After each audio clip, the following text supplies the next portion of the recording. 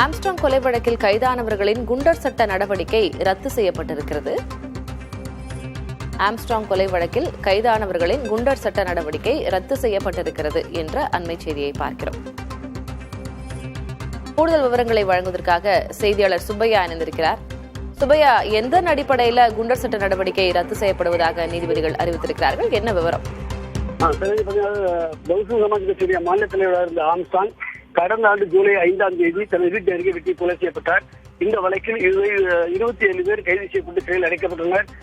இவர்களில் 26 பேருக்கு குண்டர் தடுப்பு சட்டம் பாயப்பட்டுள்ளது. அந்த குண்டர் தடுப்பு சட்டத்தை ரத்து செய்யக்கோரி நாகேந்திரன் உட்பட 17 பேர் சென்னை உயர்நீதிமன்றத்தில் மனு தாக்கல் செய்தனர். இந்த மனுவின் விசாரணை உயர்நீதிமன்ற நீதிபதி MS ரமேஷ் மற்றும் லட்சுமி நாராயணன் ஆகிய விசாரணைக்கு வந்தது. அப்போது காவல்துறை சார்பாக கூடுதல் அரசு தலைமை வழக்கறிஞர் குமரேசன் மற்றும் கூடுதல் குற்றவியல் வழக்கறிஞர் முனியராஜ் ஆகியோர் ஆஜராகி சட்டம் ஒழுங்கு மற்றும் பொது அமைதியை கருத்தில் கொண்டு 26 பேரும் குண்டர் தடுப்பு சட்டத்தில் அடைக்கப்பட்டுள்ளதாக தெரிவித்தனர். மனுதாரர் தரப்பில் ஆஜரான வழக்கறிஞர்கள் கைது செய்யப்பட்டதற்கும் குண்டர் தடுப்பு சட்டத்தில் அடைக்கப்பட்ட உத்தரவு பிறப்பிக்கப்படும் இடையான காலதாமதத்தை கருத்தில் கொண்டு குண்டர் தடுப்பு சட்டத்தை ரத்து செய்ய வேண்டும் என்று கோரிக்கை வைத்தனர். மேலும் மனதை ஒருமுறைப்படுத்தாமல் இயந்திரத்தனமாக இந்த உத்தரவு பிறப்பிக்கப்பட்டுள்ளதாகவும் தெரிவித்தனர். இந்த வழக்கை விசாரித்த நீதிபதி இந்த வழக்கில் இந்த தீர்ப்பளித்து 17 பேர் மீதான குண்டர் தடுப்பு சட்டத்தை ரத்து செய்ய உத்தரவிட்டார்.